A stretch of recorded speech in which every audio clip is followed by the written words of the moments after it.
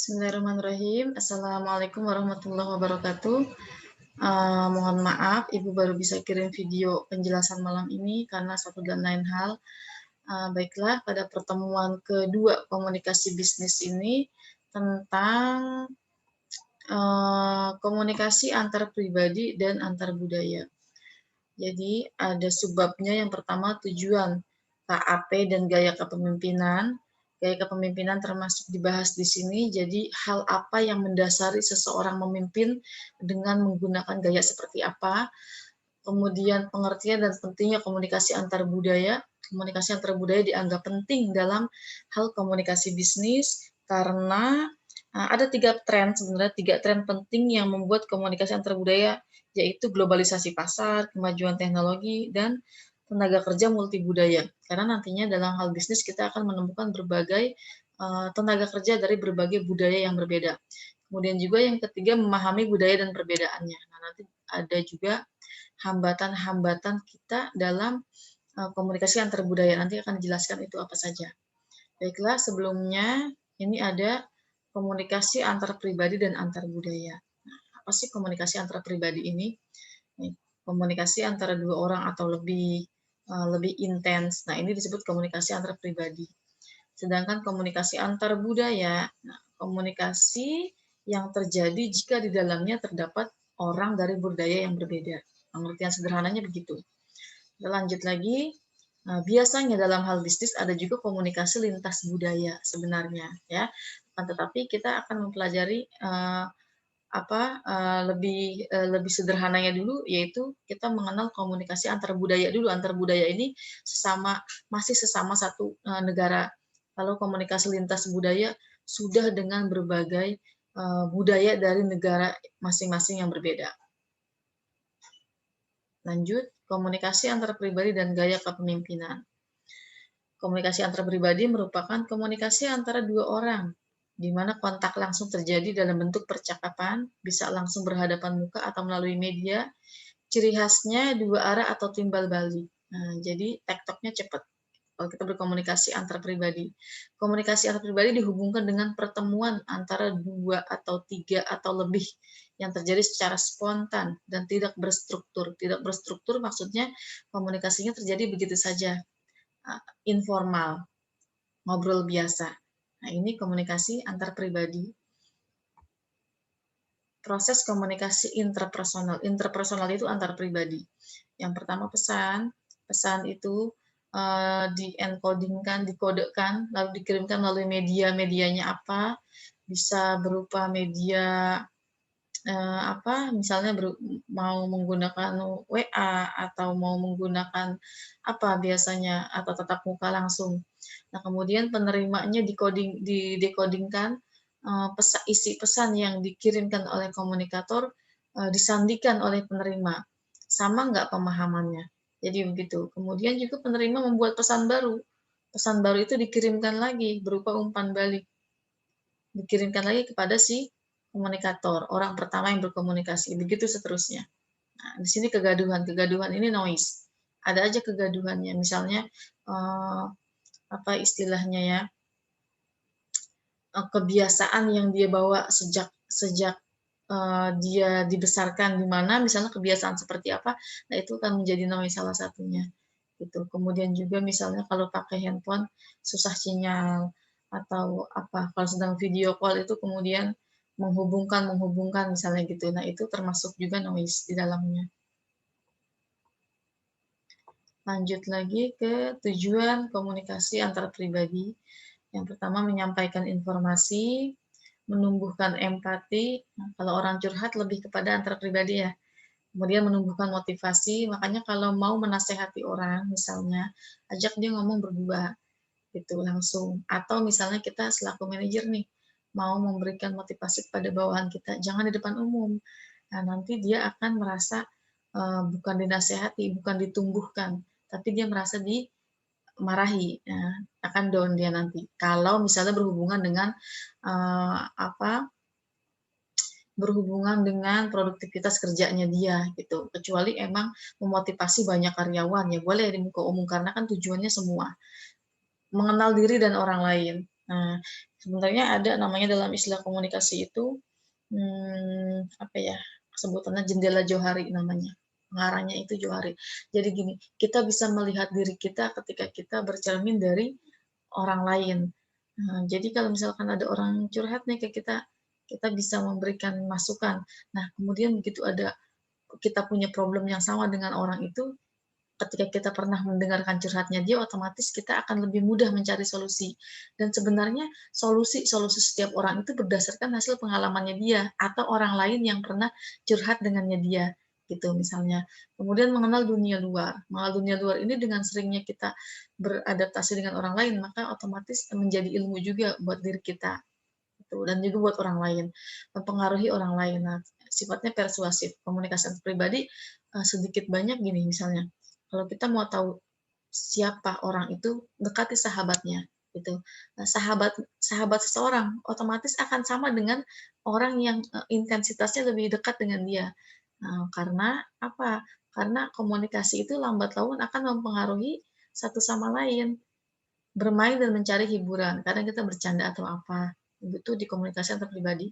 Kemudian membantu orang lain banyak, memberikan solusi misalnya, membantu hal apalagi pokoknya komunikasi antar pribadi itu sifatnya, eee, lebih kepada obrolan-obrolan yang, biasa di luar, kegiatan kerja yang formal.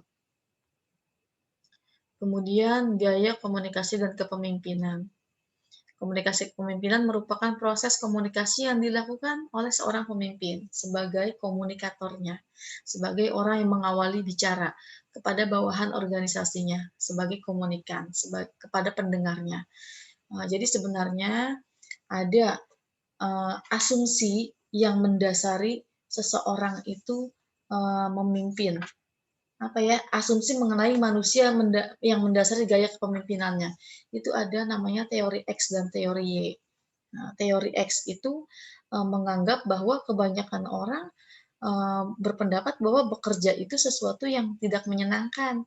Jadi harus perintah, harus diamati, harus diawasi gitu. Karena kebanyakan orang akan menghindari pekerjaannya.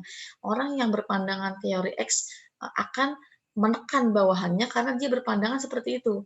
Kemudian kebanyakan orang lebih suka diperintah dan seringkali harus dipaksa untuk melakukan pekerjaan mereka. Nah, ini orang yang mendasari memimpin dengan teori X akan lebih menekan bawahannya. Dan juga masih banyak lagi, kebanyakan orang tidak ambisius, tidak ingin maju, dan tidak menginginkan tanggung jawab. Jadi harus dikontrol. Nah, kalau teori Y, asumsi yang mendasari orang memimpin dengan teori teori Y itu dia beranggapan bahwa sejatinya manusia itu sebagai organisme biologis yang tumbuh, berkembang, dan melakukan pengendalian terhadap diri mereka sendiri.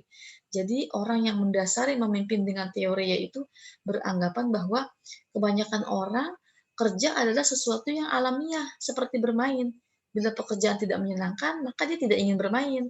Jadi seperti itu. Makanya orang yang memimpin dengan teori Y ini lebih terbuka biasanya, tidak terlalu menekan.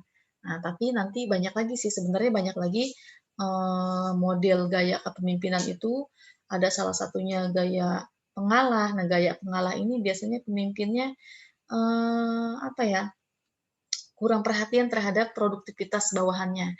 Dia mengalah karena dia, mungkin kurang menguasai beberapa bidang. Jadi sifatnya itu lebih menerima banyak masukan.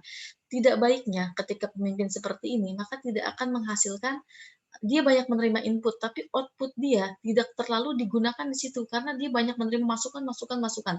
Akhirnya dia sendiri kurang bisa memberikan ketegasan, keputusan apa yang harus diambil, gitu. Nah, kemudian juga ada gaya pemimpin pertengahan. Nah, gaya pemimpin pertengahan ini antara tegas dan juga antara, mengalah. Jadi dia itu, eee, apa ya, pokoknya cirinya, perhatian yang seimbang terhadap produksi dan manusia, gitu. Jadi dia ini lebih memperhatikan, eee, kenyamanan kerja karyawan, tapi dia juga memperhatikan produktivitasnya apa nih, produktif nggak nih karyawannya, lalu apa nih keputusannya, apa yang dia lakukan untuk menghasilkan karyawan yang produktif. Nah, seperti itu. Gaya tim. Nah, gaya tim ini lebih banyak banyak pemimpin sekarang yang menggunakan gaya tim. Gaya tim ini, pemimpin seperti ini baiknya gini, dia tidak menciptakan follower, tapi dia menciptakan leader, gitu. Dia mempersatukan tim, jadi membuat keputusan apa yang harus diambil hasil kerjasama, hasil musyawarah bersama. Nah, ini yang bagus seperti ini. Nah, kemudian itu ada juga 4 jenis gaya komunikasi kepemimpinan. Ini sebenarnya rangkuman. Gaya controlling. Nah, ini gaya controlling ini pemimpin yang mementingkan kendali atas organisasi. Ini sebenarnya kayak otoritarian gitu, otoriter. Komunikasi yang terjadi satu arah. Jadi kayak jarum suntik, dia hanya satu arah. Dia aja terus yang kasih instruksi, bawahannya enje, enje. Nah, pemimpin yang seperti ini bawahannya akan sulit berkembang karena apa? Terlalu mendikte, kurang maju nanti. Kita lanjut lagi ke gaya equalitarian. Pemimpin mengedepankan aspek kesamaan, equal, sama, dalam komunikasi, penyebaran informasi atau ide dengan arus dua arah. Jadi pemimpinnya ini tidak merasa dia atasan ketika dia gaya bicaranya, ketika dia memimpin, ketika dia berkomunikasi sama antara dia dengan bawahannya, tidak ada jeda, tidak ada jarak. Nah, ini bagus juga, bagus. Jadi bawahannya mulai berani memberikan ide dan masukan, tapi jeleknya juga dia tidak terlalu punya wibawa karena tidak ada bukan tidak ada ketegasan. Gimana sih kalau equal antara pemimpin atasan dengan bawahan yang akan timbul seperti apa? Nah, kita bisa bayangkan di situ. Kemudian gaya struktural, pemimpin informatif. Nah, bertujuan pemantapan perintah penugasan, informasi perintah penugasan informasi berupa tujuan organisasi, penjadwalan kerja, aturan kerja. Nah, ini pemimpin yang seperti ini nih idealis saklek gitu. Jadi dia ketika memimpin dia akan memberikan harus sesuai dengan tujuan organisasi perusahaannya seperti apa, penjadwalan kerja harus seperti apa, jadi harus sesuai dengan jadwal, job desk-nya siapa, ini pekerjaan siapa. Nah, ini ada gaya struktural namanya. Kemudian yang terakhir ada gaya dinamis. Nah, gaya dinamis ini sama seperti gaya tim yang tadi. Pelaku komunikasi akan bersikap lebih agresif dalam menyampaikan dan menangkap pesan. Pemimpinnya agresif. Ada problem apa, dia cepat menangani. Kemudian ada berita apa, dia langsung menyampaikan. Lingkungan organisasi dinamis sehingga berfokus pada tindakan, tapi dia lebih suka kepada karyawan yang produktif. Gitu. Lanjut lagi ke pengertian dan pentingnya komunikasi antar budaya. Komunikasi antar budaya itu tadi sudah dijelaskan di awal, terjadi apabila terdapat dua budaya yang berbeda dan keduanya sedang melakukan proses komunikasi. Ya, di dunia kerja itu sering, atau dunia bisnis juga sering kali terjadi. Menurut Lily Werdy, proses komunikasi antar budaya merupakan interaksi antar pribadi dan komunikasi antar pribadi yang dilakukan oleh beberapa orang yang memiliki latar belakang kebudayaan yang berbeda. Kenapa ini dianggap penting dalam komunikasi bisnis? Karena nantinya kita akan berhadapan dengan berbagai tenaga kerja dari multi budaya yang berbeda. Yang pertama. Yang kedua, globalisasi pasar. Ya, sekarang ini kan sudah era global, era digital. Ya, jadi jangan dianggap komunikasi kita saat ini akan sama dengan pekerjaan-pekerjaan orang tua kita zaman dulu. Tidak akan sama gaya kita berkomunikasi atau dalam hal bisnis. Makanya kita perlu mempelajari lebih jauh tentang pentingnya komunikasi antar budaya. Nanti pelan-pelan kita bahas.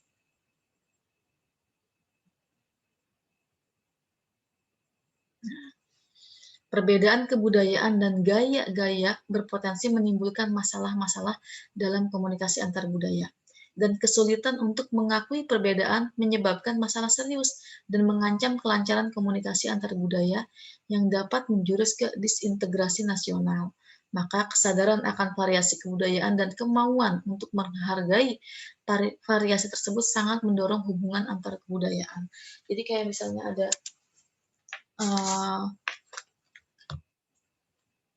kasus Wamena dahulu, belum lama sih ya, setahun lalu kalau nggak salah. Kenapa sampai seperti itunya gitu? Itu karena sebenarnya hanya anggapan kurang dipahaminya satu budaya oleh budaya yang lain, padahal kita masih satu negara gitu.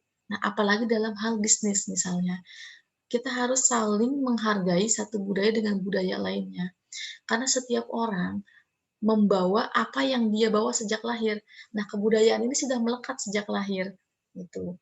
Kemudian juga kita harus memahami hambatan-hambatan apa saja yang, mmm, menghalangi komunikasi antar budaya.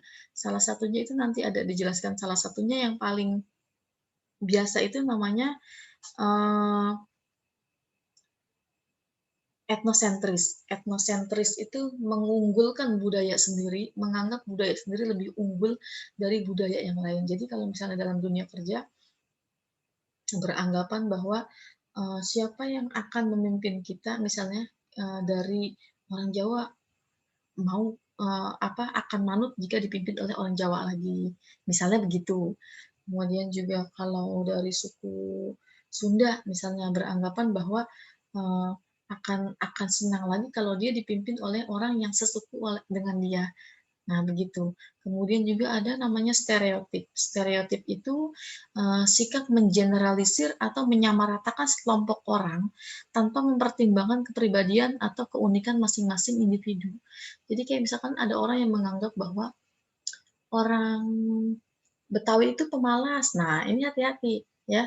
Kita tidak bisa mengeneralisir dari segi kebudayaan yang dia bawa.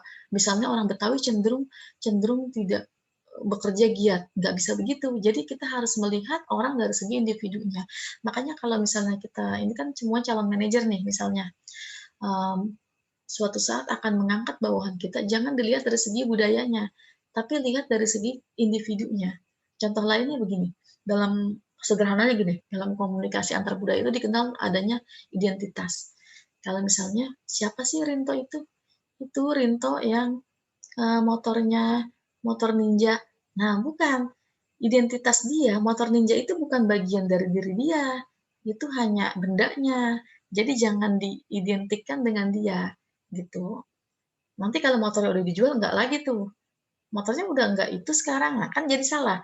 Tapi kalau misalkan, "Siapa sih Rinto?" "Rinto itu loh dosen yang killer." Nah itu, yang melekat di diri dia itu apa? Jadi itu yang diambil. Contohnya juga sama, misalnya Anda selaku manajer, Anda mengangkat, seseorang menjadi bagian keuangan. "Ah, dia orang Sunda nih, orang Sunda tuh boros, jangan deh." Nah, itu nggak bisa. Tidak semua orang Sunda boros, gitu. Atau orang Jawa aja deh, karena kan aku dari suku Jawa, dan orang Jawa itu kan cenderung teliti terhadap keuangan. Tidak juga begitu, tapi lihat dari segi individunya dia, gitu. Bagaimana produktivitas kerjanya dia. Nah, jadi itu lebih adil. Adil kan? Nah, kemudian juga ada lagi nih, hambatan dalam komunikasi antar budaya, paralinguistik. Nah, merupakan gaya pengucapan seseorang meliputi tinggi rendahnya suara, tempo bicara, atau dialek. Nah, budaya yang berbeda ini memiliki paralinguistik yang berbeda pula. Misalnya orang Solo bicaranya pelan, lambat, ya berbeda dengan orang Medan yang bicaranya lantang, cepat. Jadi kalau misalkan suatu saat, Anda bernegosiasi dengan orang Medan, begitu dia bicara keras, Anda langsung down, menganggap bahwa dia itu galak atau apa, nggak bisa, lihat dia orang mana. Emang gaya bicara dia begitu, bukan berarti dia itu bentak-bentak, bukan. Mungkin dia nggak maksud ya. Nah, itu contohnya.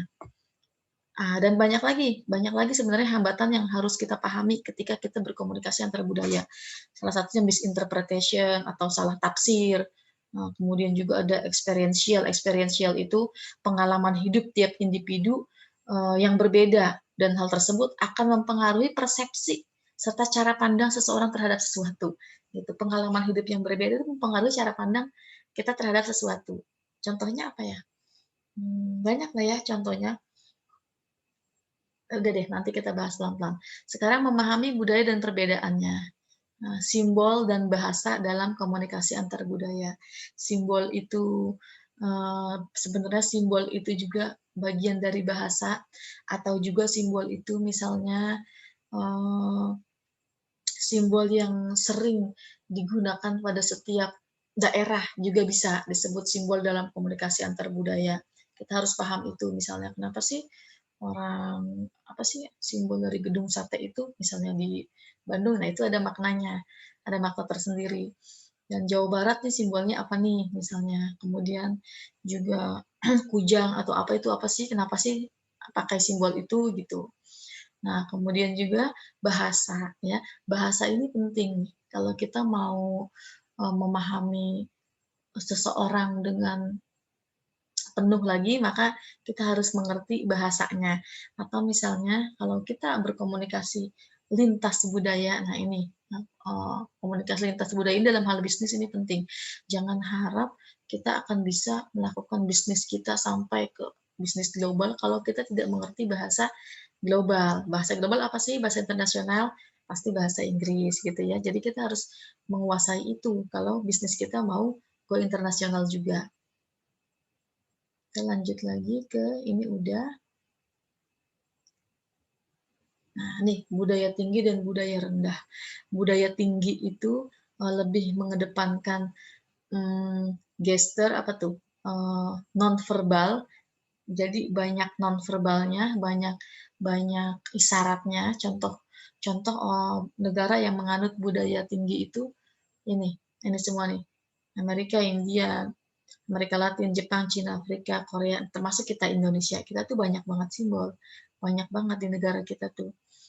Kadang mimik raut wajahnya seperti apa, atau simbol-simbol setiap daerah. Karena kita ini dari berbagai budaya yang berbeda banyak sekali, maka menimbulkan banyak nonverbal juga.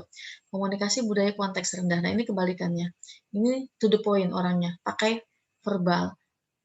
Ya, dia lebih senang berkata-kata daripada mengucap. Makanya orang orang Jerman, Swiss, Amerika Utara tidak suka berbasa-basi, lebih to the point. Nah, penjelasan sementara seperti itu. Jadi untuk pertemuan berikutnya kita sudah diskusi kelompok. Nah, habis ini Ibu sekalian, Ibu share juga nama-nama kelompok beserta topik bahasannya. Ya, cukup sekian dari Ibu, kurang lebihnya mohon maaf. Wassalamualaikum warahmatullahi wabarakatuh.